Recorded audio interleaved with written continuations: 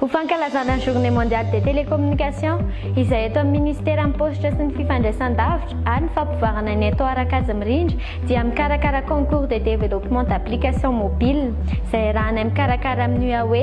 Ny concours dia efa nanomboka ny 21 mars ary farana ny 20 mai ho avy izao. Ny fisoratana anarana ihany koa dia efa nanomboka ny 21 mars ary farana ny 1er avril ho avy izao.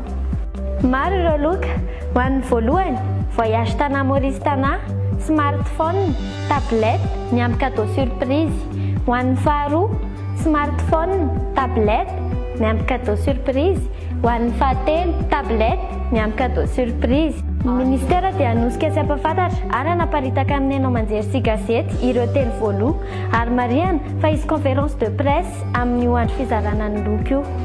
Ny objectif amin'ny fifaninanana dia amélioration du qualité de la vie au quotidien.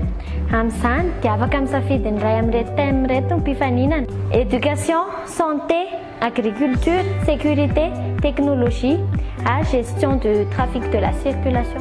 Ho an'izay indray anjara dia afaka mitsidika ny tranonkalan'ny ministère www.mptdn.gov.mg amin'ny takelaka concours JMT 2017. Eto dia mariana fa tsy maintsy manana compte Gmail vao afaka manao inscription.